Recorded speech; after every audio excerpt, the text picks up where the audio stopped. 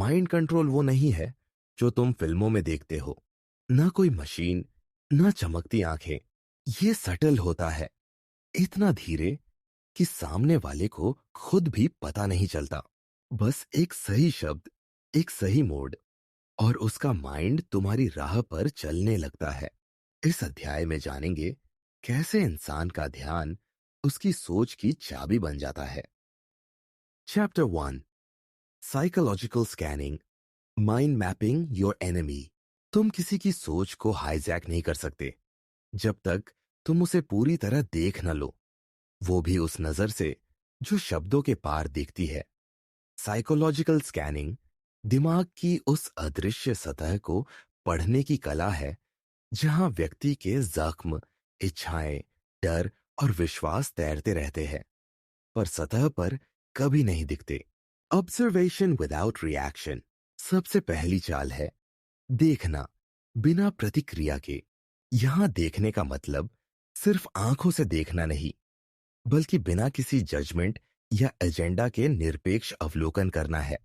तुम्हारा लक्ष्य है कि सामने वाले के माइक्रो बिहेवियर्स, सटल एक्सप्रेशंस और सबकॉन्शियस जेस्चर्स को डीकोड करो। जब कोई बात करते वक्त बार बार होंठ चबाता है, क्या वो एंजाइटी है या गिल्ट?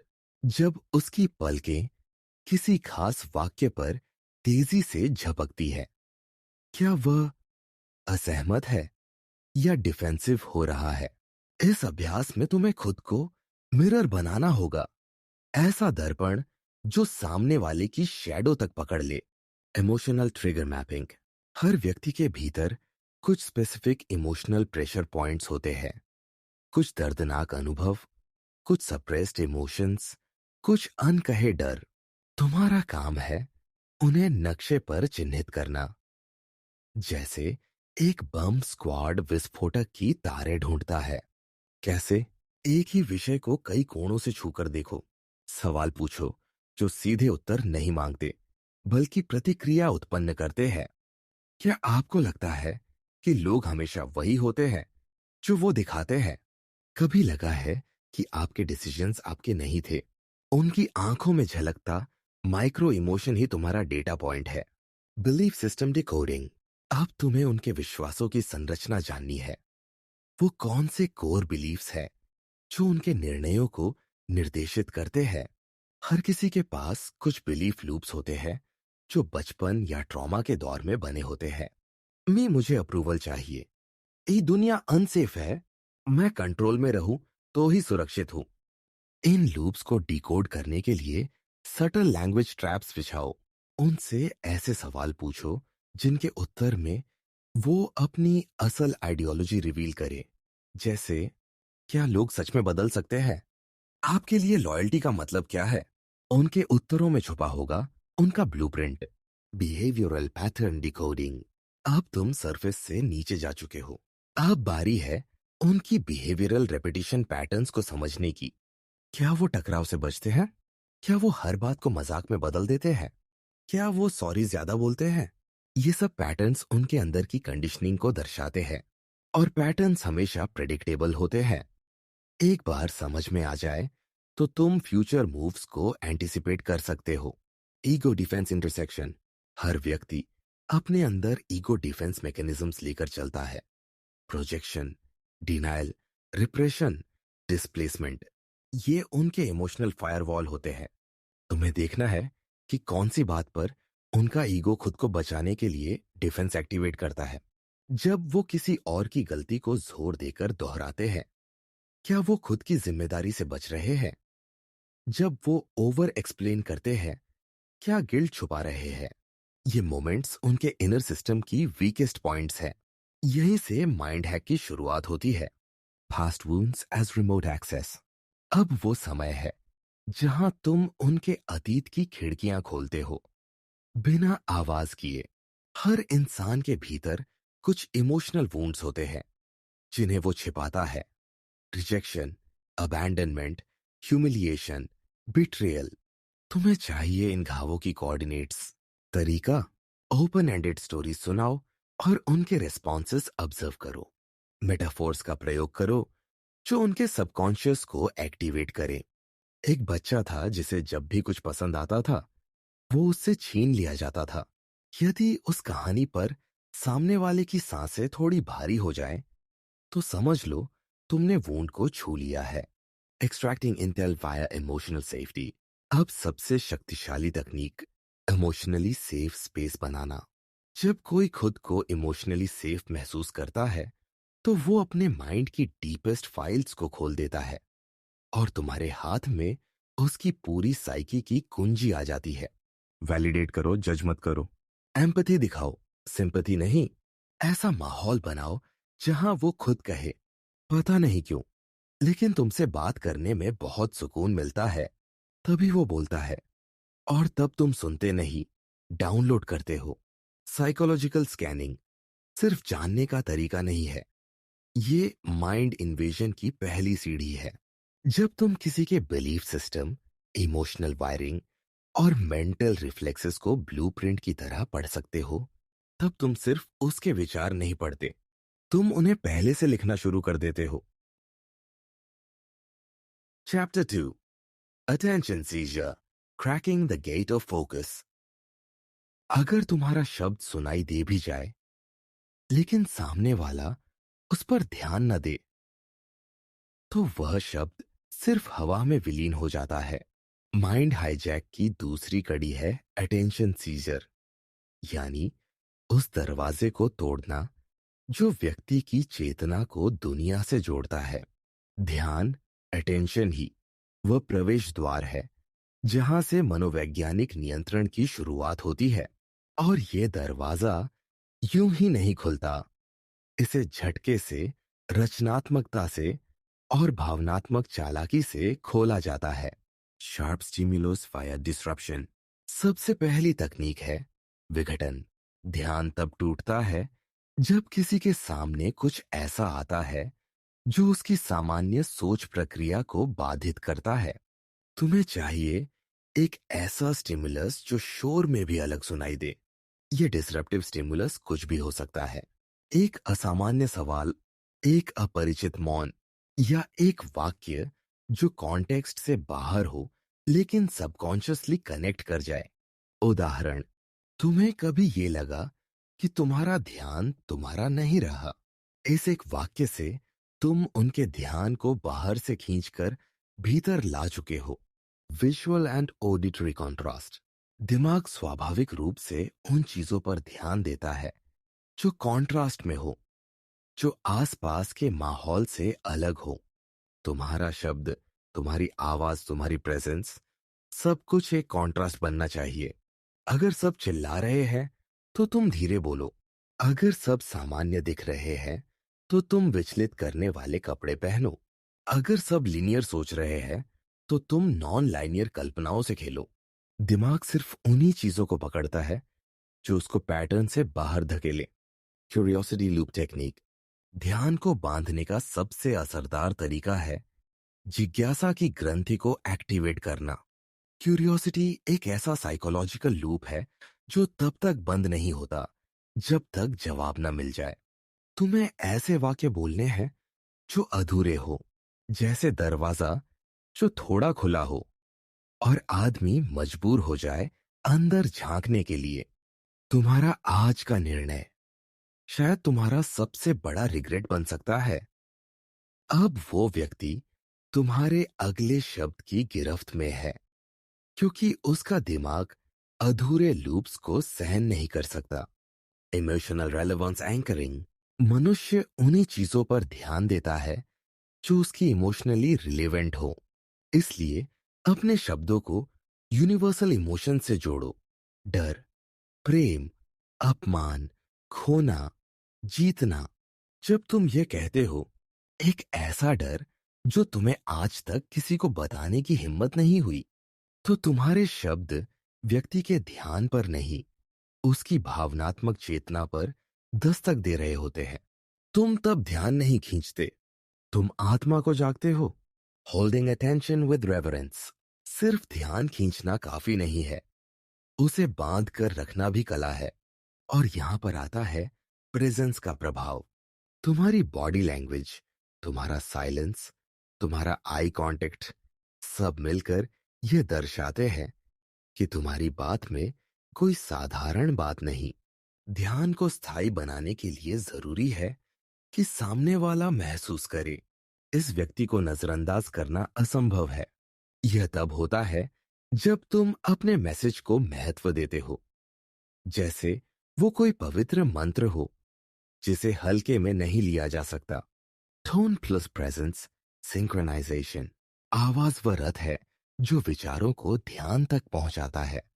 तुम्हारी आवाज में जो भी उतार चढ़ाव होगा, उसका सीधा असर सामने वाले की अटेंशनल एंगेजमेंट पर पड़ेगा। धीरे बोलो जहां गहराई होनी चाहिए। ठहराव रखो जहां दिमाग को सोचने की जगह चाहिए। तेज हो जाओ जहां तुम उनकी चेतना को झकझोरना चाहते हो। और इससे भी जरूरी, अपने शब्दों की ऊर्जा को अपनी मौजूदगी से सिंक करो, ताकि जब तुम बोलो तो वो सिर्फ आवाज ना हो, वो एक अनुभव बने। माइंड कंट्रोल कोई जादू नहीं, न ही कोई मशीन। ये एक आर्ट है और उसका पहला ब्रश होता है ध्यान की सतह पर।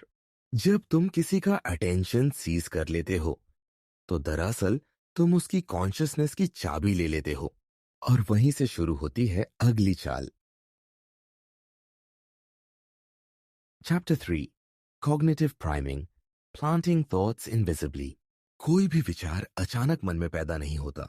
हर सोच की जड़ें कहीं और से आती हैं, किसी रंग से, किसी गंध से, किसी शब्द से या किसी कहानी से। इसीलिए अगर तुम किसी के विचारों को पूर्व प्रभावित कर सको, तो तुम्हें उन्हें जोर से समझाने की जरूरत ही नहीं पड़ेगी। वो खुद वही सोचने लगेंगे जो तुम चाहते हो। यही है कॉग्निटिव प्राइमिंग। सोचने की प्रक्रिया को सटल तरीकों से इस तरह दिशा देना कि व्यक्ति को यह एहसास तक न हो कि उसकी सोच पहले से लिखी जा चुकी है। Semantic versus emotional priming. Cognitive priming के दो प्रमुख क्षेत्र होते हैं, सेमांटिक और इमोशनल। सेमांटिक प्राइमिंग में तुम ऐसे शब्दों का प्रयोग करते हो जो एक निश्चित विचार से जुड़ी हुई मानसिक छवियां बनाते हैं। उदाहरण के लिए, अंधेरा, बंद दरवाजा, खतरा, पतन। ये शब्द नकारात्मक भावनाओं को स्वाभाविक रूप से एक्टिवेट करते हैं। इमोशनल प्राइमिंग उससे भी अधिक गहरा होता है। यह विचारों को नहीं, भावनाओं को प्रभावित करता है। और जब भावनाएं प्रभावित होती हैं, तो व्यक्ति की सोच खुद ही उसी दिशा में बहने लगती है। तुम्हारा उद्देश्य है शब्दों से भावनाओं को जगाना, भावनाओं से विचारों को मोड़ना। Story based subtle implanting. प्रत्यक्ष रूप से कुछ भी कहने की बजाय एक कहानी कहो, लेकिन वो कहानी सिर्फ एक किस्सा नहीं, वो एक ट्रोजन हॉर्स है। तुम उसमें एक विचार छिपाते हो। वो विचार कहानी में चलता है, हंसता है, गिरता है, जीतता है। और जब कहानी खत्म होती है, तो विचार अंदर घुस चुका होता है, उनके सोचने की प्रणाली के भीतर। उदाहरण, एक आदमी था जिसे हमेशा लगता था कि सब उसे धोखा देंगे, तो उसने पहले खुद सबको धोखा देना शुरू कर दिया। और अंत में जब कोई उस पर भरोसा करता, तो वो खुद उसे खो देता। ये कहानी व्यक्ति के विश्वास तंत्र को हल्के हल्के हिला देती है।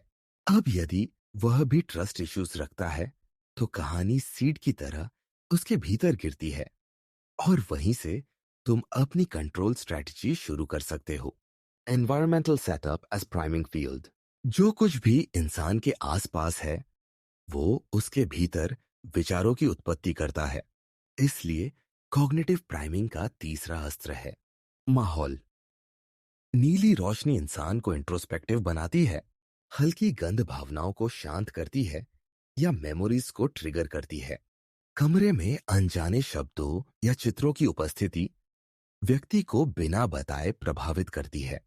तुम जब किसी व्यक्ति से बात करो, तो ध्यान दो कि वो किस वातावरण में हो रहा है, और यदि वह तुम्हारे नियंत्रण में है, तो उस वातावरण को एक प्राइमिंग वेपन बना दो। रेपिटेशन विदाउट एको। हर रेपिटेशन लाउड नहीं होती। तुम किसी विचार को रिपीट कर सकते हो बिना शब्दों को दोहराए। कैसे? अलग अलग कहानियों में एक ही कंक्लूजन रखना, अलग अलग वाक्यों में एक ही मूल भावना व्यक्त करना, जेस्चर्स और पॉजेस से सबकॉन्शियस रीइंफोर्समेंट करना, यह लक्ष्य है। दिमाग को थका देना नहीं, उसे यकीन दिलाना। और यकीन धीरे धीरे, चुपचाप, बार बार अपने आप बनने लगता है। मूलतः चैनल मैसेज लेयरिंग। जब एक ही थॉट अलग अलग सेंसरी इनपुट से दिमाग में पहुंचे, तब वह और गहराई से जमता है। इसे कहते हैं मल्टी चैनल प्राइमिंग। उदाहरण, तुम्हारे शब्द स्वतंत्रता की बात कर रहे हो, बैकग्राउंड म्यूजिक लिबरेशन की थीम से मेल खा रहा हो, और कमरे की लाइटिंग उजाला दे रही हो। अब ये सब इनपुट्स, विजुअल, ऑडिटरी, इमोशनल, मिलकर उस एक थॉट को रीइंफोर्स कर रहे हैं। व्यक्ति को लगेगा कि वो सोच उसकी अपनी सोच है, लेकिन असल में वह सोच तुम्हारी सजाई हुई थी। Emotional colour coding of decisions. हर निर्णय एक इमोशन से जुड़ा होता है। तुम जब किसी निर्णय को किसी भाव से जोड़ते हो, डर, गर्व, अपराध बोध, रोमांच, तो डिसीजन प्राइम्ड हो जाता है। अगर तुमने ये मौका नहीं लिया, तो शायद तुम जीवन भर पछताओ। अगर तुम अभी पीछे हटे, तो क्या खुद को कभी माफ कर पाओगे? अब निर्णय पर सिर्फ लॉजिक का असर नहीं, इमोशन की रंगत भी चढ़ चुकी है। यही है इमोशनल कलर कोडिंग, ताकि व्यक्ति निर्णय करते समय केवल तथ्यों पर नहीं, तुम्हारे डाले गए भावों पर आधारित सोचे। कॉग्निटिव प्राइमिंग एक इनविजिबल घुसपैठ है। तुम सामने वाले के विचारों को पुश नहीं करते, तुम उन्हें ग्रो करते हो, उनके अपने ही मन में, इस तरह कि वो खुद सोचने लगे कि ये विचार उनके ही है। लेकिन असल में तुम उनकी सोच के कारीगर बन चुके होते हो। Chapter 4, framing control, bending the perception. तथ्य हमेशा मायने नहीं रखते। जो मायने रखता है वो है तुम उन्हें कैसे दिखाते हो। माइंड हाईजैक की अगली कला है फ्रेमिंग कंट्रोल, यानी सामने वाले की परसेप्शन को मोड़ना। उसी तरह जैसे लेंस को घुमा देने से पूरी दुनिया बदल जाती है, यही कला तय करती है कि इंसान किसी बात को कैसे देखेगा, ना कि वो बात असल में क्या है। Language as a framing weapon. भाषा सिर्फ संवाद का माध्यम नहीं है, ये परसेप्शन को तोड़ने, मोड़ने और बनाने का औजार है। जब तुम कहते हो, तुमने हार मान ली, बनाम तुमने नए अवसर को चुना, दोनों वाक्यों में व्यक्ति ने वही किया, पीछे हटना। लेकिन एक में शर्म है, दूसरे में गौरव। फ्रेम वही है, लेकिन फ्रेमिंग बदलने से उसका भाव बदल गया। तुम जब किसी घटना या विचार को अपनी शर्तों पर नाम देते हो, तो तुम उसकी व्याख्या की दिशा निर्धारित कर देते हो। Contrast based manipulation. दिमाग चीजों को एब्सोल्यूट रूप में नहीं देखता, बल्कि कंपैरिजन के जरिए समझता है। इसीलिए फ्रेमिंग में एक मुख्य अस्त्र होता है, कॉन्ट्रास्ट। किसी मुश्किल परिस्थिति को आसान दिखाने के लिए पहले और बड़ी मुसीबत का उदाहरण दो। कम से कम तुम अस्पताल में तो नहीं होना। किसी साधारण बात को महान दिखाने के लिए उससे पहले कुछ और मामूली बात रखो। जहां लोग जिंदगी जीने के लिए भी संघर्ष करते हैं, तुमने खुद का रास्ता बनाया। तुमने उनकी परसेप्शन को बैंड कर दिया, बिना उनकी सहमति के। Reference point distortion. हर परसेप्शन एक रेफरेंस पॉइंट से शुरू होती है। तुम्हारा काम है उस रेफरेंस पॉइंट को छेड़ना।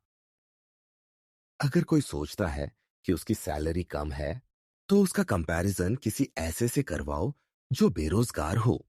अगर किसी को लगता है कि वह कमजोर है, तो उसे दिखाओ कि वह किसी और के लिए इंस्पिरेशन है। रेफरेंस बदलते ही परसेप्शन बदल जाती है। तुमने तथ्यों को नहीं बदला, तुमने बस उनके मीनिंग को रिफ्रेम कर दिया।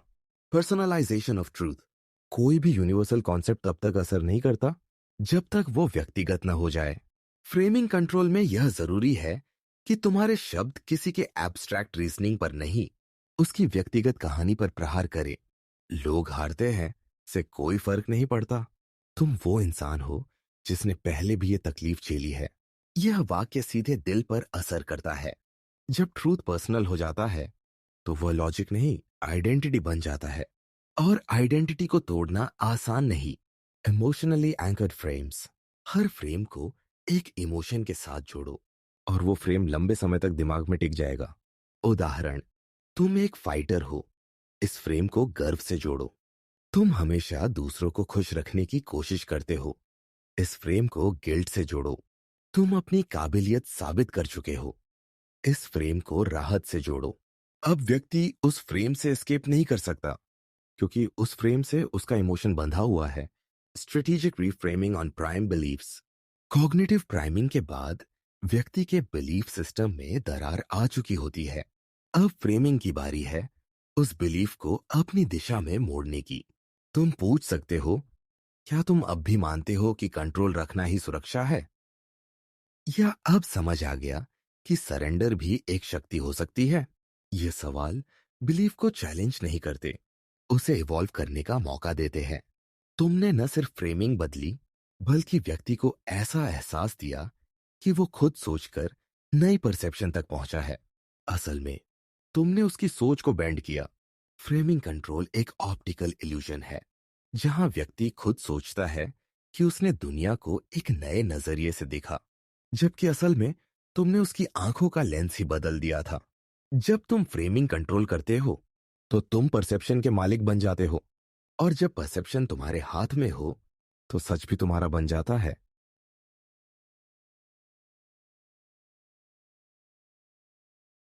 Chapter 5, emotional hooks, anchoring the heart to your voice. तर्क से कोई भी समझ सकता है, लेकिन जो व्यक्ति तुम्हारे लिए कुछ महसूस करता है, वो तुम्हारे शब्दों में अपना भविष्य देखने लगता है।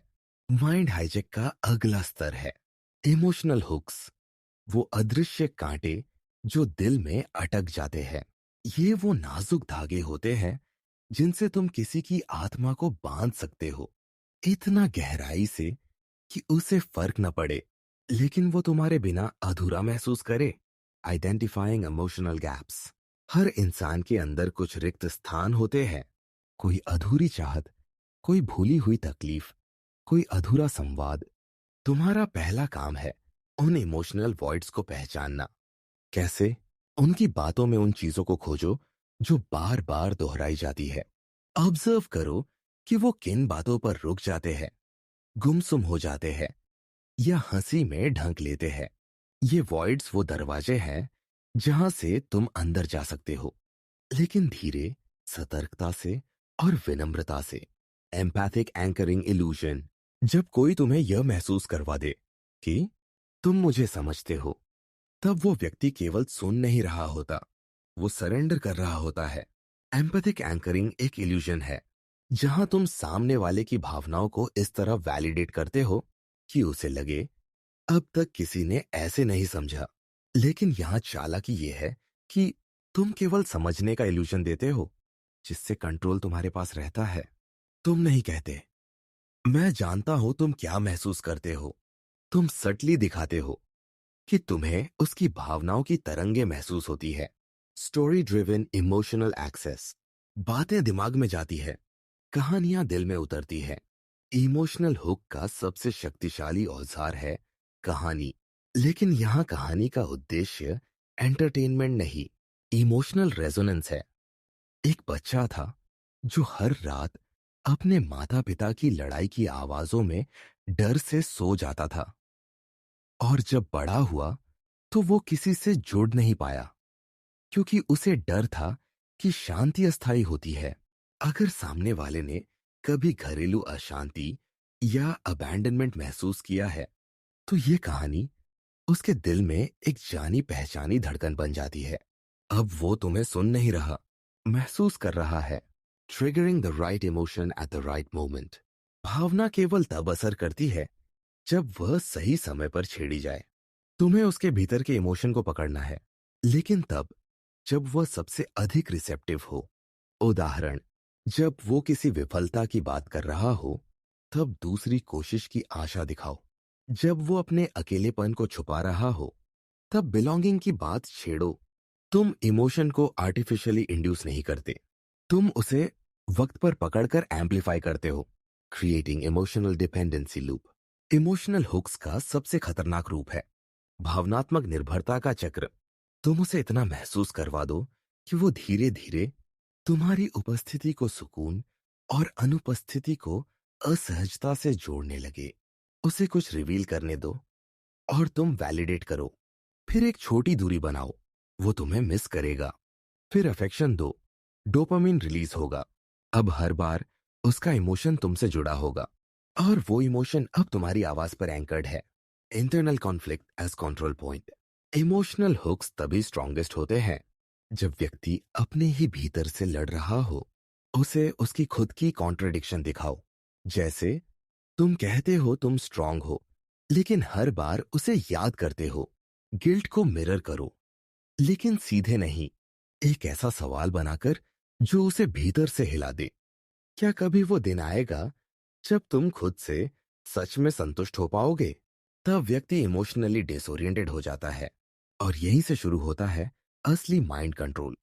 क्योंकि अब तुम उसकी भावना नहीं छू रहे, अब तुम उसके भीतर उसके विरुद्ध खड़े हो। इमोशनल हुक्स सीधे दिल में उतरते हैं, लेकिन वो वहां आराम करने नहीं जाते। वो वहां से नियंत्रण का ताना बाना बुनते हैं। जब तुम्हारी आवाज किसी के लिए इमोशन का गेटवे बन जाए, तब वह व्यक्ति अपनी ही भावनाओं को तुम्हारी इजाजत से महसूस करता है और तभी तुम उसकी आत्मा के मालिक बन जाते हो। Chapter 6, authority simulation, the illusion of power. कभी कभी शक्ति किसी के पास सच में नहीं होती, लेकिन फिर भी लोग उसे मानते हैं। उसी के आदेशों पर चलते हैं, उसी की अनुमति से सोचते हैं। यही है अथॉरिटी सिमुलेशन, जहां तुम असली शक्ति के बिना ही उसका प्रभाव पैदा कर देते हो। लोग तुम्हें मानते हैं क्योंकि तुम ऐसे दिखते हो जैसे तुम्हें मानना चाहिए। माइंड हाइजेक का यह चरण इस भ्रम की सर्जना है कि तुम उनकी जिंदगी के निर्णायक बन चुके हो, भले ही उन्होंने खुद ये निर्णय कभी नहीं लिया। Certainty over knowledge. लोग ज्ञान की नहीं, निश्चितता की भूख रखते हैं। अगर तुम कोई बात इस तरह कहते हो, मुझे लगता है शायद, तो लोग तुम्हारी बात को अस्थिर मानेंगे। लेकिन अगर तुम वही बात कहो, यही सच है, जो इससे हटेगा वो भ्रम में रहेगा, तो तुम अथॉरिटी बन जाओगे, चाहे बात फैक्चुअल हो या नहीं। अथॉरिटी सिमुलेशन में सबसे पहला इल्यूजन है कथन की दृढ़ता। तुम ज्ञान नहीं दे रहे, तुम आदेश दे रहे हो। विश्वास के स्तर पर कमांडिंग बॉडी लैंग्वेज। तुम्हारे शब्दों से पहले लोग तुम्हारा शरीर पढ़ते हैं। उठी हुई ठोड़ी, खुला सीना, धीमे और ठहराव वाले हाव भाव, आंखों में स्थिर दृष्टि, ये सब शरीर के वो संकेत है जो सबकॉन्शियसली अथॉरिटी को प्रकट करते हैं। अथॉरिटी वो नहीं जो चिल्लाती है, वो है जो शांत रहती है, क्योंकि उसे पता है कि उसके कहे बिना भी लोग सुनेंगे। Emotional range control. एक सच्चे अथॉरिटी फिगर की शक्ति उसके भावनात्मक नियंत्रण में होती है। तुम्हारी आवाज में न अधिक उत्साह, न अधिक घबराहट। तुम क्रोध करते हो तो वह ठंडा और सधा हुआ होता है। तुम मुस्कुराते हो तो वह संकेतों में होता है, प्रदर्शन में नहीं।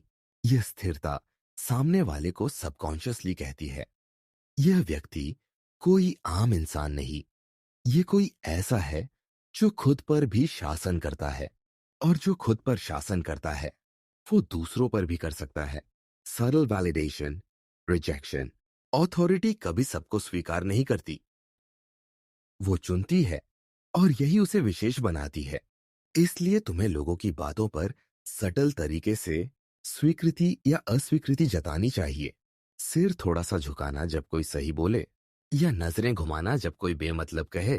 किसी की बात को दोहराना या पूरी तरह इग्नोर कर देना। ये माइक्रो एक्शंस सामने वाले को सबकॉन्शियसली सिग्नल देते हैं कि तुम निर्णय करता हो, और इंसान उस व्यक्ति के प्रति स्वाभाविक रूप से झुकता है जिसे वो जज मानने लगे। Strategic superiority. अथॉरिटी सिमुलेशन में तुम्हें कभी सीधे कंपटीशन नहीं करना चाहिए। तुम्हें बुद्धिमत्ता से ऊपर खड़ा दिखना चाहिए। कोई पूछे, क्या तुम्हें लगता है मैं सही हूं? तो तुम जवाब दो, तुम सही हो उस सीमा तक जहां तुम देख पा रहे हो। कोई बोले, मैंने भी यही सोचा था, तो तुम कहो, हाँ, पर अंतर सोच और निष्कर्ष में होता है। ये वाक्य सुपीरियोरिटी को सटली कम्युनिकेट करते हैं, बिना सामने वाले को शर्मिंदा किए। ऑथोरिटी वो है जो चैलेंज को जवाब नहीं देती, वो उसे रिडिफाइन कर देती है। External cues for social authority. लोग सिर्फ तुम्हारे इंटरनल वाइब से नहीं, तुम्हारे बाहरी संकेतों से भी तुम्हें मानते हैं। तुम जिस भाषा का प्रयोग करते हो वो रिफाइंड और रेयर होनी चाहिए। तुम्हारे पहनावे में कुछ ऐसा हो जो आम ना हो, एक अनयूजुअल सिंबल, एक स्पेसिफिक कलर। तुम्हारा स्थान, जहां तुम बैठते हो, बोलते हो या रहते हो, उसमें एक इंटेंशनल डिजाइन हो। ये सारे एक्सटर्नल सिग्नल्स तुम्हें अथॉरिटी के रूप में लेबल करते हैं बिना तुम्हें कुछ कहे। Creating psychological void authority simulation का अंतिम और सबसे गहरा तत्व है, एक मानसिक शून्य की रचना। तुम व्यक्ति के भीतर इतना सवाल भर दो, इतनी उलझन, इतनी भ्रम की स्थिति कि वह एक मार्गदर्शक की तलाश में लग जाए। और फिर तुम आओ, स्थिर, शांत, स्पष्ट। अब तुम केवल स्पीकर नहीं हो, तुम समाधान बन चुके हो।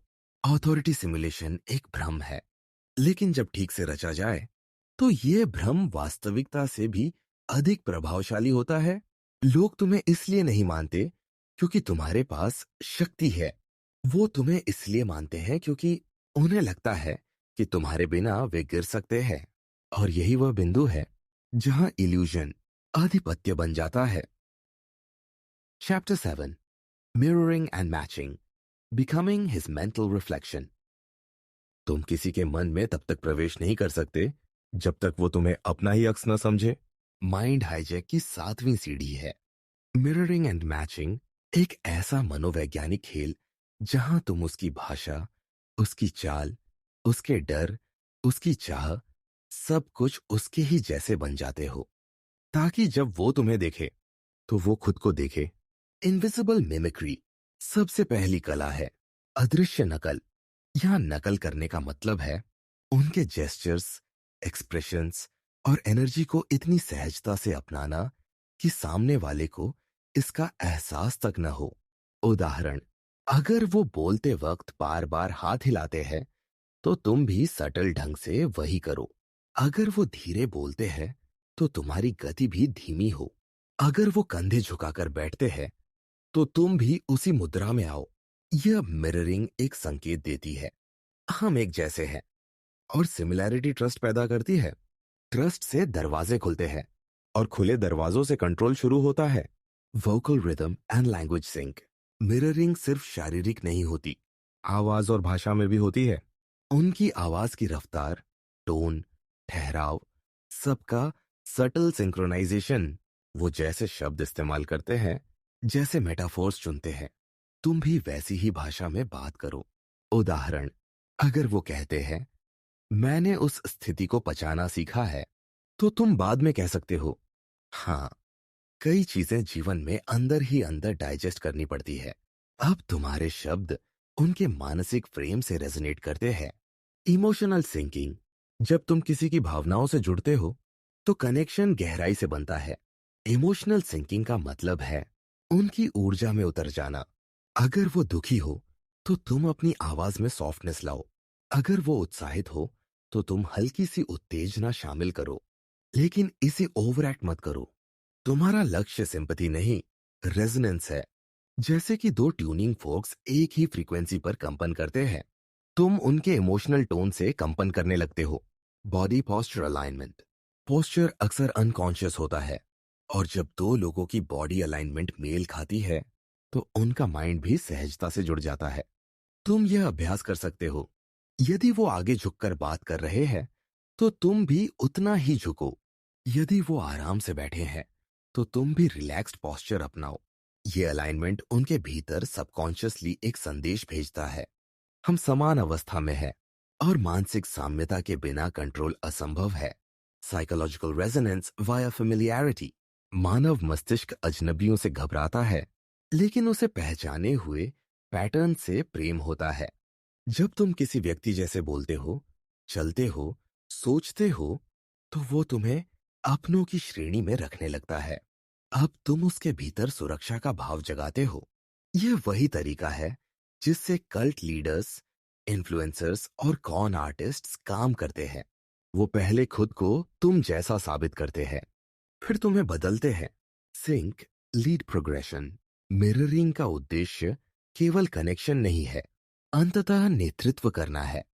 पहले तुम उन्हें मिरर करते हो, फिर जब वो ट्रस्ट कर लेते हैं, तब तुम धीरे धीरे पेस को बदलते हो और देखते हो कि वो तुम्हारा अनुसरण कर रहे हैं या नहीं। उदाहरण, बातचीत के दौरान धीरे धीरे पोस्चर बदलो या बोलने की रफ्तार तेज करो। अगर वो तुम्हारे साथ फ्लो में आने लगे, तो समझो कि अब तुम लीडर बन चुके हो। ये ट्रांजिशन सिंक से लीड में माइंड कंट्रोल का सबसे निर्णायक क्षण होता है। Deep belief rapport creation. अब जब कनेक्शन बन चुका है, तुम्हें डीपर लेवल पर जाना है। बिलीफ लेवल पर तुम उनसे सटल क्वेश्चंस पूछो जो उनके विश्वासों को वैलिडेट करे, और फिर अपनी वैल्यूज उनके भीतर इंसर्ट करो। उदाहरण, तुमने हमेशा अपने अनुभव से सीखा है ना, यही रीजन है कि हम जैसे लोग दुनिया को अलग नजर से देखते हैं। अब तुमने हम के माध्यम से रपोर्ट को मजबूत किया और बिलीफ को बांध दिया। यही होता है मेंटल रिफ्लेक्शन बन जाना। वो तुम में खुद को देखने लगते हैं। मिररिंग एंड मैचिंग कोई नौटंकी नहीं है, ये एक धीमी, गहरी, निरंतर क्रिया है जिसका उद्देश्य है व्यक्ति के भीतर ऐसा प्रतिबिंब बनाना जो उसकी ही छवि हो, पर तुम्हारे नियंत्रण में हो।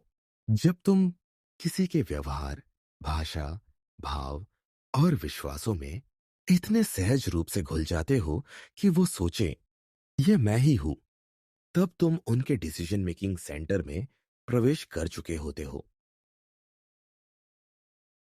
Chapter 8, the foot in the door technique, gradual compliance engineering. कोई भी दरवाजा एक झटके में नहीं खुलता। पहले एक पैर अंदर आता है, फिर धीरे धीरे बातचीत के बहाने वो पूरा शरीर भीतर आ जाता है। माइंड हाईजैक की 8वीं तकनीक है the foot in the door technique. एक ऐसी रणनीति जिसमें तुम सामने वाले को धीरे धीरे, छोटे छोटे हाँ के साथ अपने नियंत्रण की ओर खींचते हो।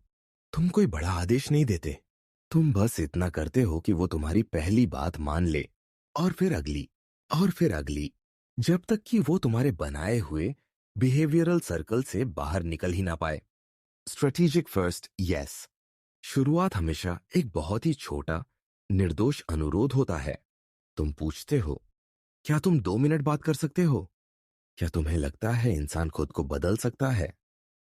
ये छोटे सवाल सुनने में साधारण लगते हैं, लेकिन इनका उद्देश्य है पहली हाँ को पाना। क्यों? क्योंकि जब कोई एक बार हाँ कह देता है, तो उसका दिमाग फ्यूचर बिहेवियर को उसी ट्रेजेक्ट्री में चलाने लगता है। Self justification as cognitive cement.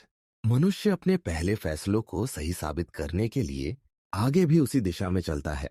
इसलिए जब वो पहली बार तुम्हारे लिए कुछ छोटा करता है, तो अगली बार वो अपने ही निर्णय को वैलिडेट करने के लिए और आगे जाता है। मैंने उस पर भरोसा किया था, इसका मतलब मैं उस पर भरोसा कर सकता हूं। मैंने पहले भी उसकी मदद की थी, इसका मतलब ये सही व्यक्ति है। तुमने केवल पहला हाँ मांगा था, लेकिन अब वो हाँ उसके आत्मसम्मान से जुड़ गई है।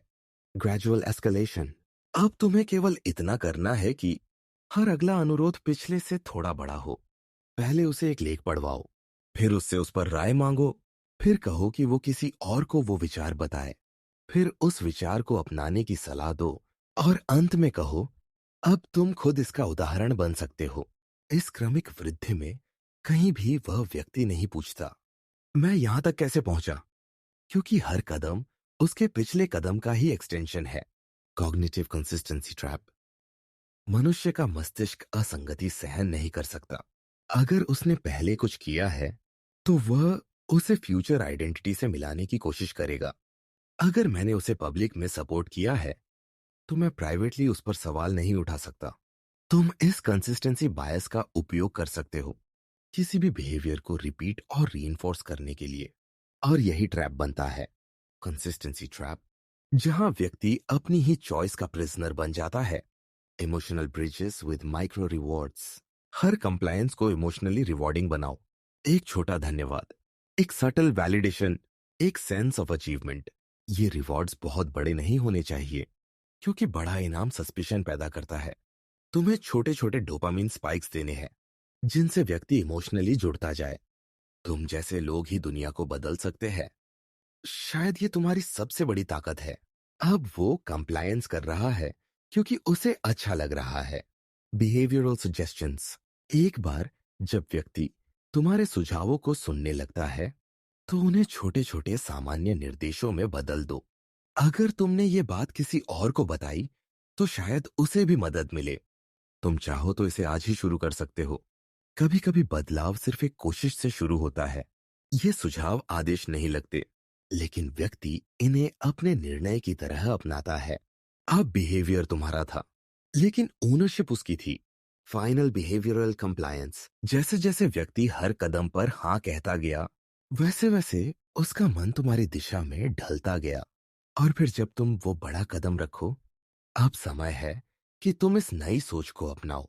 अब समय है कि तुम उन्हें छोड़ दो जो तुम्हें कमजोर बनाते हैं। अब समय है कि तुम खुद को इस मिशन का हिस्सा मानो। वो मना नहीं कर सकता, क्योंकि तब उसे अपने ही डिसीजंस, अपने ही शब्दों और अपने ही इमोशंस को झुठलाना पड़ेगा। और कोई भी अपने आप से नहीं लड़ता। The foot in the door technique एक अदृश्य सीढ़ी है जहां व्यक्ति हर कदम पर सोचता है कि उसने यह खुद चुना, जबकि हर सीढ़ी तुमने बनाई थी। माइंड कंट्रोल जबरदस्ती नहीं है। ये कॉन्सेंट की एड में आइडेंटिटी को धीरे धीरे बदलने की कला है। और जब दरवाजा पूरा खुल जाए, तब सामने वाला खुद कहेगा, मैं हमेशा से यही चाहता था। Chapter 9, the scarcity trigger, creating urgent psychological demand.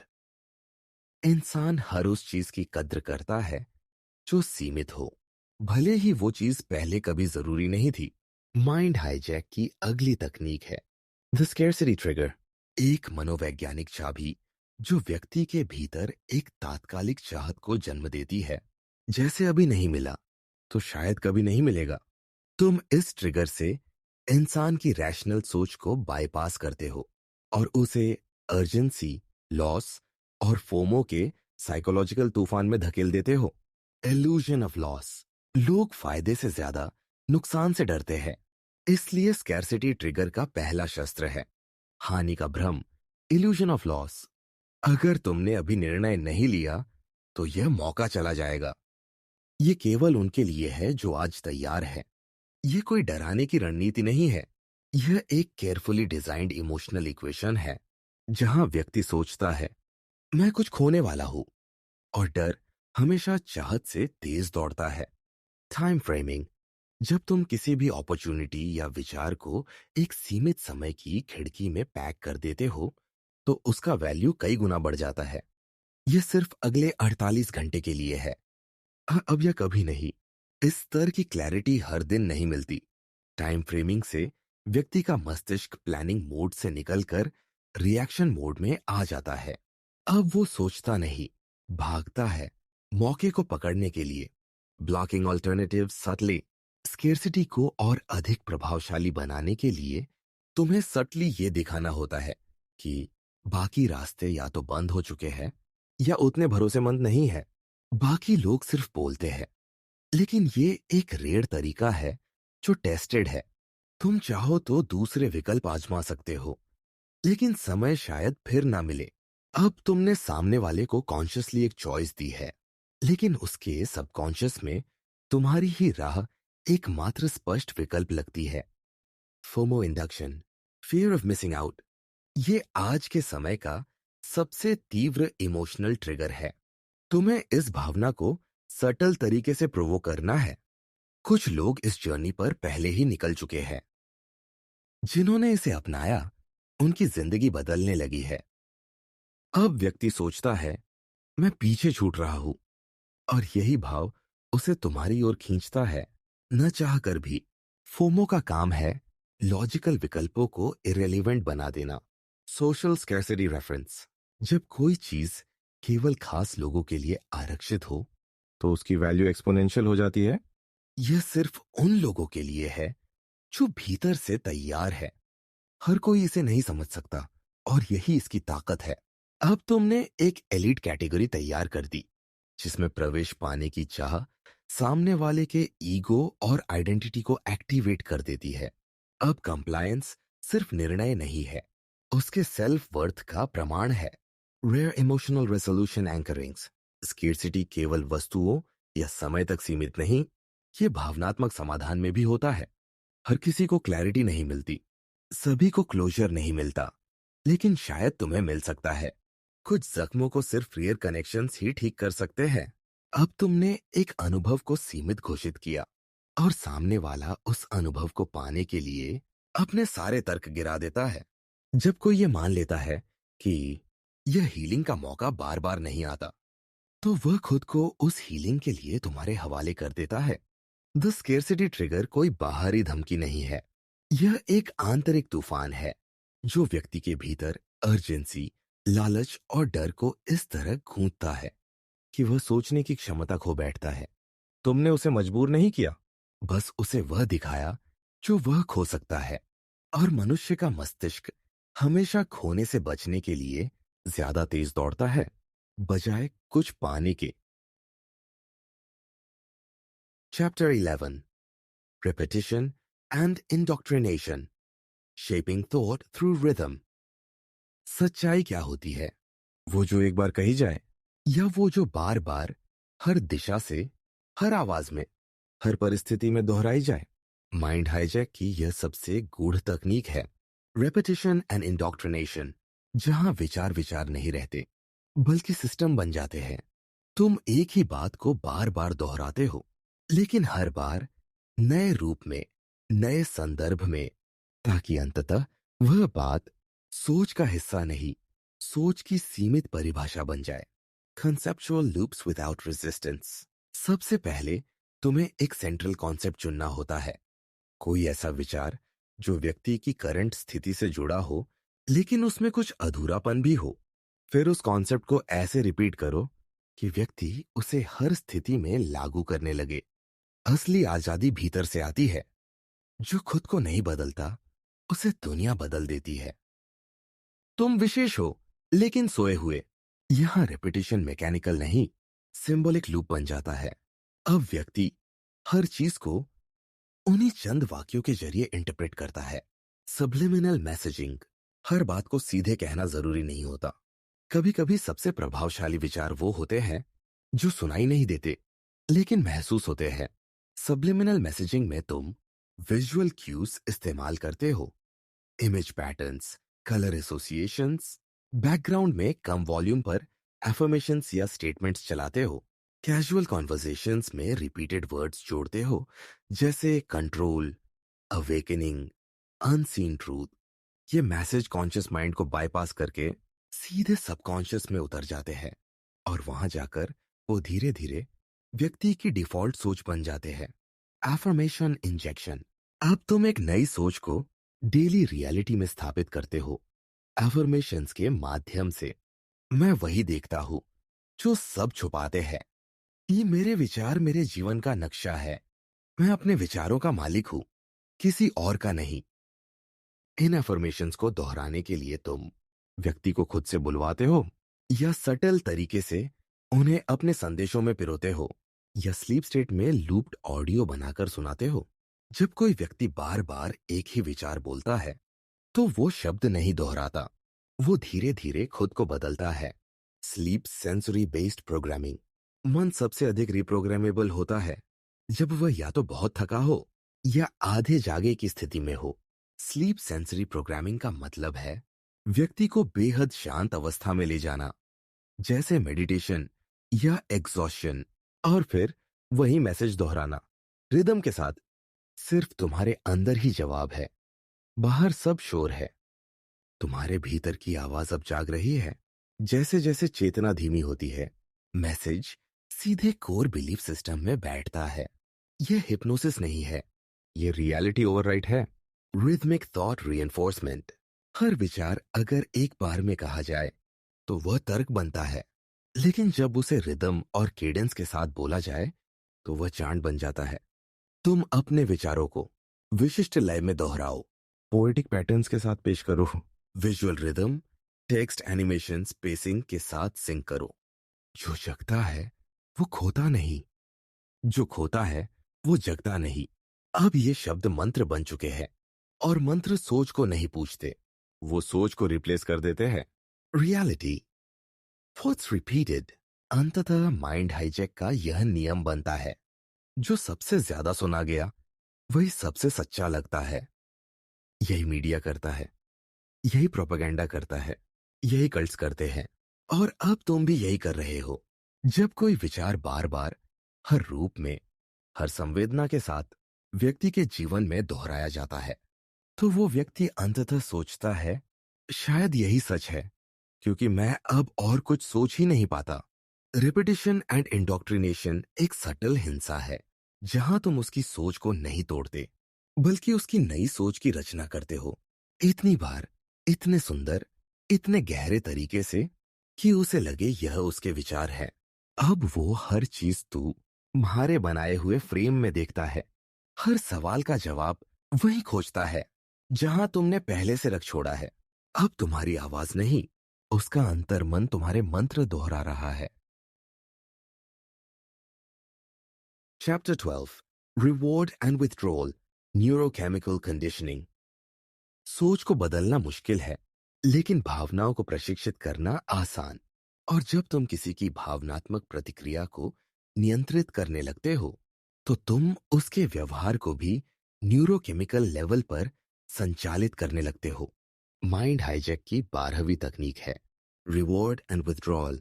एक ऐसी प्रक्रिया जहां व्यक्ति को छोटे छोटे डोपामिन हिट्स के साथ प्रशिक्षित किया जाता है और फिर उन्हीं हिट्स को वापस लेकर उसे तुम्हारी वैलिडेशन का आदी बना दिया जाता है।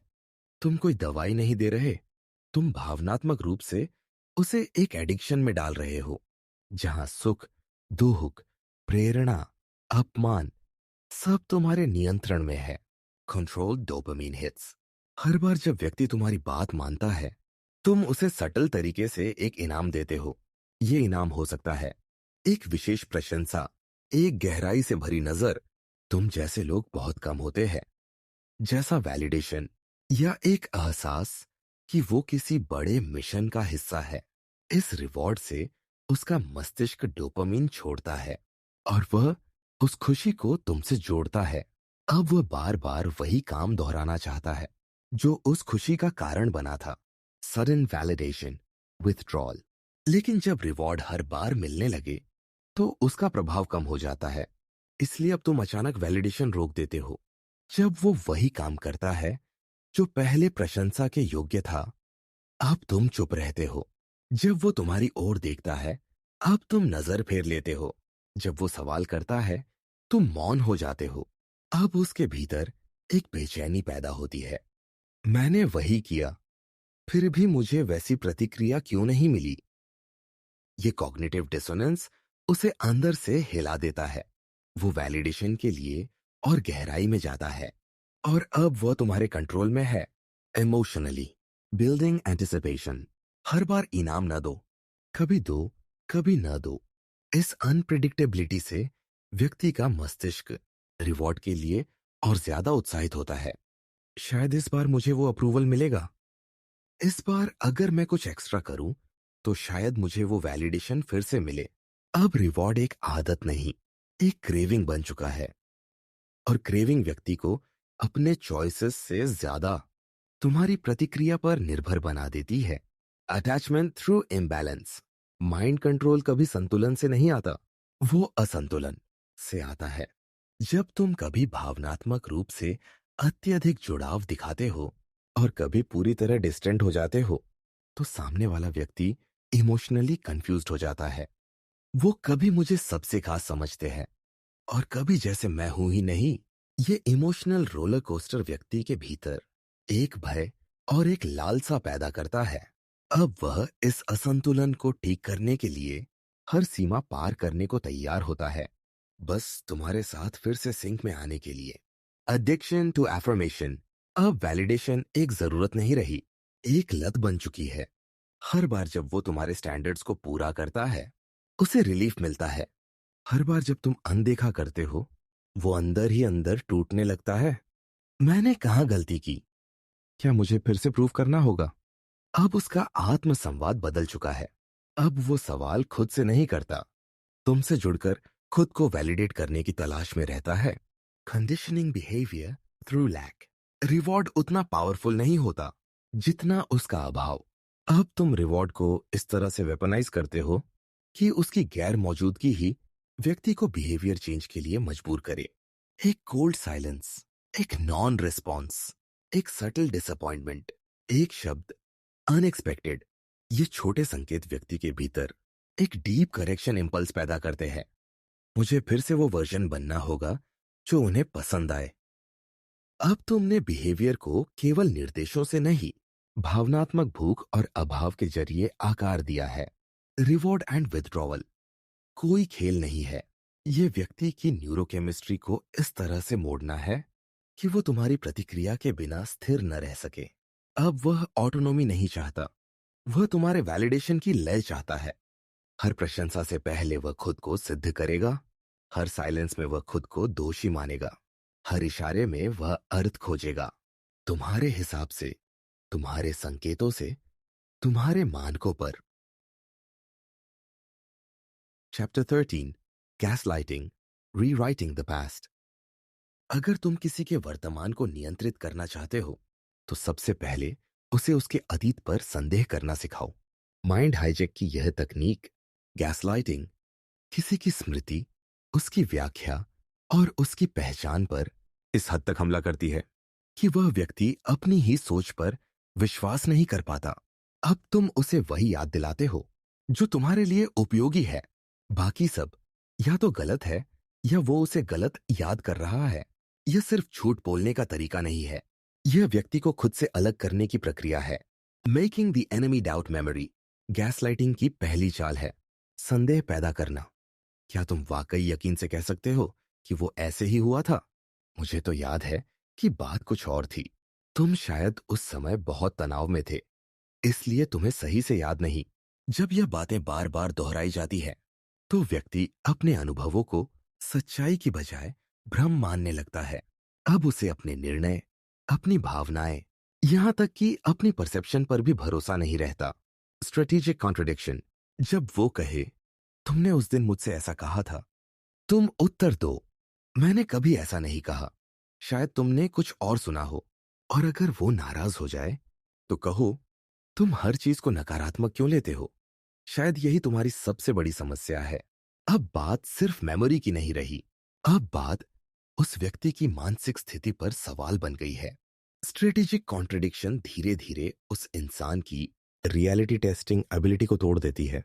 अब वो हर बात दोबारा सोचने लगता है और अंततः सोचता है, शायद मैं ही गलत हूं। Controlling the narrative. अब तुम केवल घटना को नहीं, उसकी व्याख्या को भी नियंत्रित करते हो। वो जो हुआ वो तुम्हारे भले के लिए था। तुमने उस वक्त ठीक से देखा नहीं, लेकिन सच तो ये है, अगर तुम इमोशनली मैच्योर होते तो शायद वो बात समझ पाते। अब तुम हर इवेंट को रिफ्रेम करते हो और ऐसा करते समय तुम खुद को उस नैरेटिव का नायक बना लेते हो। अब वो तुम्हें दोष नहीं देता, बल्कि खुद को दोषी समझता है। री इन्वेंटिंग फैक्ट्स। समय बीतने के साथ तुम धीरे धीरे उसके पास्ट को पूरी तरह पुनः रचते हो। तुम हमेशा से बहुत अस्थिर रहे हो, तुम्हें दूसरों पर दोष मढ़ने की आदत है। हमेशा मैं ही था जो तुम्हारे साथ खड़ा रहा। यहाँ की टेक्निक है पास्ट को इतनी बार बदलना कि नया वर्जन ही डिफॉल्ट बन जाए। और अगर वो विरोध करे तो तुम बस इतना कहो, तुम्हारा माइंड डिफेंसिव मोड में है। यही रीजन है कि तुम्हें क्लैरिटी नहीं मिलती। अब हर विरोध भी उसकी मानसिक कमजोरी का प्रमाण बन चुका है। Emotional destabilisation. जब व्यक्ति को लगे कि उसे अपने मेमोरीज पर भरोसा नहीं, अपने विचारों पर शक है और सामने वाला हर बात को रिफ्रेम करता है, तो उसके भीतर इमोशनल इंस्टेबिलिटी पैदा होती है। वह डरता है, संकोच करता है, आत्मसंदेह से भर जाता है। और तब तुम वैलिडेशन देते हो, देखो, मैं तुम्हारे भले के लिए ही कह रहा हूं, मैं तुम्हारे जैसे इंसानों की बहुत परवाह करता हूं। अब वो तुम्हारे वैलिडेशन का भूखा हो जाता है, क्योंकि बाकी सब आवाजें तो सब संदिग्ध हो चुकी है। Guilt based compliance. सबसे अंत में आता है गिल्ट का हथियार। अगर तुमने उस दिन मुझ पर विश्वास किया होता तो शायद आज हम यहां तक नहीं पहुंचते। तुम्हारी ही वजह से यह सब हुआ और फिर भी मैं तुम्हें छोड़कर नहीं गया। अब वह व्यक्ति इमोशनली टूट चुका है और गिल्ट में डूबकर कहता है, शायद मैं ही सबका कारण हूं, शायद तुम ही सही थे। और यहीं पर हाईजैक पूरा होता है। अब तुम उसकी मेमोरी के मालिक हो, उसके इमोशंस के, और उसकी नैरेटिव की चाबी तुम्हारे पास है। गैसलाइटिंग कोई युद्ध नहीं है, यह एक धीमी और मेथोडिकल हत्या है, जहां व्यक्ति की पास्ट आइडेंटिटी धीरे धीरे मिटाई जाती है और उसकी जगह तुम्हारा वर्जन ऑफ ट्रूथ बैठा दिया जाता है। अब वो जो सोचता है वो तुम्हारे अनुभव से सोचता है। अब जो उसे याद है वो तुम्हारे अनुसार याद है। अब वो जो मानता है वो तुम्हारा इतिहास है, उसका नहीं। Chapter 14, decision engineering, illusion of choice. हर इंसान को लगता है कि उसने खुद चुना, पर क्या वाकई माइंड हाईजैक की सबसे सटीक और चुपचाप काम करने वाली तकनीक है डिसीजन इंजीनियरिंग, जहां व्यक्ति को यह महसूस होता है कि वह अपनी मर्जी से निर्णय ले रहा है, लेकिन वास्तव में हर विकल्प, हर मोड़ पहले से तुम्हारे द्वारा डिजाइन किया गया होता है। यह तकनीक न किसी जोर की मांग करती है, न किसी आक्रामक प्रचार की। यह बस इतना सुनिश्चित करती है कि चाहे व्यक्ति कुछ भी चुने, परिणाम वही हो जो तुमने चाहा हो। Frame choices with same outcomes. तुम व्यक्ति को विकल्प देते हो, पर सभी विकल्पों का परिणाम एक ही होता है। क्या तुम इसे आज अपनाना चाहोगे या कल से शुरू करना चाहोगे? क्या तुम अकेले इस रास्ते पर चलना चाहोगे या किसी मार्गदर्शक के साथ? यहां हर विकल्प में इल्यूजन है कि तुमने किसी को चुनाव का अधिकार दिया, लेकिन दोनों रास्ते उसी दरवाजे पर खुलते हैं। तुम्हारी डिजाइन की हुई मंजिल, बाउंडेड ऑप्शंस। तुम सामने वाले के ध्यान को केवल कुछ विशेष विकल्पों तक सीमित कर देते हो। तुम या तो इन भावनाओं को स्वीकार कर सकते हो या उनसे लड़ सकते हो। या तो तुम ग्रोथ को अपनाओ या वही पुराने पैटर्न्स दोहराओ। यहां एक सटल ट्रिक है। असली विकल्प छुपा दिए गए हैं। जो तुमने पेश किए हैं वे तुम्हारे एजेंडा से बने हैं, लेकिन व्यक्ति को लगता है कि उसके पास पूरी दुनिया खुली है। Deliberate contrast creation. Decision engineering में एक और चाल है, दो विकल्पों के बीच जबरदस्त अंतर पैदा करना। एक विकल्प बहुत आकर्षक दिखता है लेकिन थोड़ा डरावना। दूसरा विकल्प सुरक्षित है लेकिन उबाऊ और फालतू। या तो तुम अपने भीतर की शक्ति को जगाओ या बाकी लोगों की तरह मीडियोक्रिटी में जियो। अब व्यक्ति के मन में संदेह नहीं, केवल सामाजिक शर्म का डर होता है। अगर उसने दूसरा विकल्प चुना, तुमने उसे प्रेरित नहीं किया, तुमने उसका अहंकार एक्टिवेट किया। Primed decision funnels. डिसीजन कभी आइसोलेटेड नहीं होता, वो एक पूरी प्रोसेस का हिस्सा होता है। एक फनल जिसे तुमने पहले से तैयार किया है। तुम पहले उसकी भावनाएं तैयार करते हो, फिर उसके बिलीफ सिस्टम को धीरे धीरे झुकाते हो, और अंत में डिसीजन एक नेचुरल आउटकम की तरह आता है। उसे लगता है मैंने यह खुद चुना, जबकि हकीकत यह है तुमने उसके रास्ते से सारे दूसरे विकल्प हटाकर सिर्फ एक को स्पष्ट छोड़ा था। Ownership of false choices. जब व्यक्ति किसी निर्णय को खुद का निर्णय मानने लगता है तो वह उससे सवाल नहीं करता। तुमने भले ही उसे झूठे विकल्प दिए हो, लेकिन अगर वह उनमें से किसी एक को चुनता है तो अब वह उसका मालिक बन जाता है। मैंने खुद चुना था कि मैं इस रास्ते पर चलूं। यह मेरी ग्रोथ का निर्णय था, किसी ने मुझे मजबूर नहीं किया। अब वह निर्णय से बाहर नहीं आना चाहता, क्योंकि उसका सेल्फ एस्टीम, उसकी रीजनिंग सब उसी निर्णय से जुड़ चुकी है। अब तुम कुछ नहीं कर रहे, उसका ईगो तुम्हारे काम को स्थायी बना रहा है। Fake autonomy illusion. Decision engineering का सबसे गहरा हिस्सा है स्वतंत्रता का भ्रम। व्यक्ति को यह विश्वास दिलाना कि वो आजाद है, सोच सकता है, अस्वीकार कर सकता है। अगर तुम चाहो तो मना कर सकते हो। यह रास्ता तुम्हारा है, मजबूरी नहीं।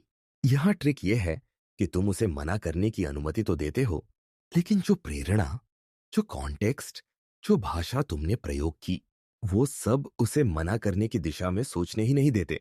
अब उसके सामने ना एक विचार नहीं, एक अपराध जैसा लगता है। डिसीजन इंजीनियरिंग तुम्हें किसी की मर्जी लेने की जरूरत नहीं देता। तुम बस उसे ऐसा माहौल देते हो जहां उसकी मर्जी पहले से तुम्हारे हिसाब से ढली हो। अब वह कहेगा, यह मेरा निर्णय था, मैंने खुद इसे चुना, और तुम्हें कुछ कहने की जरूरत नहीं। तुम सिर्फ मुस्कुरा सकते हो, क्योंकि वही तो तुम्हारा डिजाइन था। Chapter 15, identity hijacking, becoming their inner voice. Cuckoo script शुरू होती है। अगर तुम किसी की आइडेंटिटी को बदल दो तो तुम्हें उसे कंट्रोल करने की जरूरत नहीं पड़ती। अब वो खुद ही वही करेगा जो तुम चाहते हो, क्योंकि अब वो वही बन चुका है जो तुमने उसे बनाया है। माइंड हाईजैक का अंतिम और सबसे गहरा चरण है आइडेंटिटी हाईजैकिंग, जहां तुम किसी व्यक्ति के विचार, भावनाएं, निर्णय नहीं, बल्कि उसकी मैं कौन हूं वाली परिभाषा को धीरे धीरे बदल देते हो। यहां तुम उसकी आत्मा में प्रवेश करते हो। अब तुम उसके अंदर की आवाज बन जाते हो। Self concept rewriting. हर व्यक्ति के भीतर एक कोर बिलीफ होता है जिस पर उसकी आइडेंटिटी टिकी होती है। मैं एक समझदार इंसान हूं, मैं अकेला हूं, मैं हमेशा स्ट्रांग रहा हूं, मैं किसी पर भरोसा नहीं करता। आइडेंटिटी हाईजैकिंग वहीं से शुरू होती है जब तुम इन सेल्फ कॉन्सेप्ट्स को सटल तरीके से क्वेश्चन करना शुरू करते हो। क्या वाकई तुम वो हो जो तुम सोचते हो? क्या तुम्हारी सेल्फ इमेज दूसरों के बनाए गए नक्शे से बनी है? अब तुम उसे एक आइडेंटिटी क्राइसिस की ओर धकेलते हो, जहां उसे लगने लगे कि शायद वो अब तक जो सोचता था वो सब एक मायाजाल था। Emotional DNA override. फिर आता है उसका भावनात्मक डीएनए, वो कोर रिएक्शंस जो वह नेचुरली देता है। गुस्सा किस बात पर आता है? क्या उसे अकेलापन पसंद है? क्या वह हमेशा खुद को पीड़ित समझता है? तुम इन इमोशनल डिफॉल्ट्स को पहले पढ़ते हो, फिर धीरे धीरे उन्हें रिप्लेस करते हो। तुम्हारा गुस्सा वीकनेस नहीं, एक डिस्गाइज्ड नीड है। शायद तुम्हें अकेलेपन से नहीं, कनेक्शन से डर लगता है। अब हर इमोशन को वह नए लेंस से देखने लगता है। वो पहले जैसा महसूस करता है, लेकिन अब उसका अर्थ बदल चुका होता है। Mirror identity planting. अब तुम उसके सामने एक ऐसा प्रतिबिंब रखते हो जो उसका नहीं, तुम्हारे डिजाइन का है। तुम क्लैरिटी लाने वाले हो। तुम वो हो जो सबको बदल सकते हो।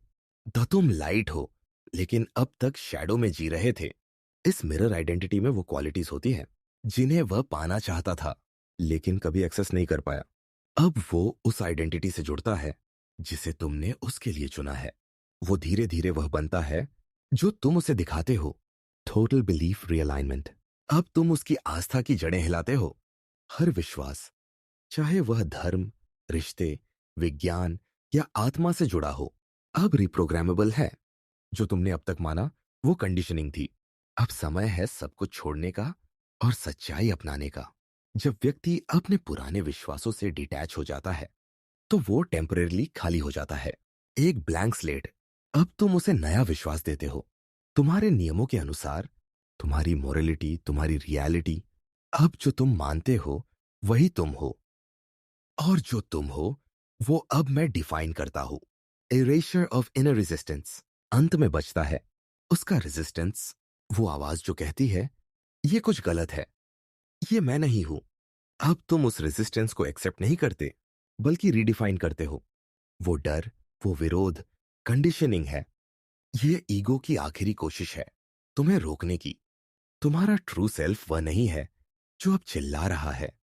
तुम्हारा ट्रू सेल्फ शांत है, और मैं वही हूं। अब हर विरोध, हर शंका पुराने मैं का भ्रम बन जाती है, और वो स्वयं तुम्हारे द्वारा दिए गए साइलेंस को इनर ट्रूथ समझने लगता है। Integration with controllers value system. अब आखिरी कदम, उसकी सोच, उसकी भावनाएं, उसकी चॉइसेस, उसका उद्देश्य सब तुम्हारे बनाए वैल्यू सिस्टम से अलाइन हो चुका है। अब वो जब कोई निर्णय लेता है तो वो तुम्हारे एथिक्स के अनुसार होता है। जब वो कुछ महसूस करता है तो वही जो तुम चाहते हो। अब तुमने उसके भीतर एक ऐसा स्ट्रक्चर बैठा दिया है जो तुमसे अलग नहीं है। मैं वही हूं जो उन्होंने मुझ में देखा।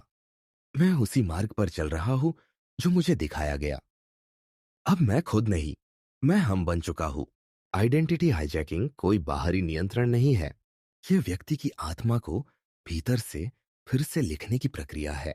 अब उसे आदेश नहीं देना पड़ता, वो खुद ही वो सब करता है जो तुम्हारा डिजाइन था। अब वह किसी भी बाहरी हस्तक्षेप को अपने स्व के विरुद्ध मानता है। अब तुम उसे खो भी दो, वो खुद को तुम्हारे दृष्टिकोण से ही देखेगा। अब उसकी अंतरात्मा की आवाज तुम्हारी है,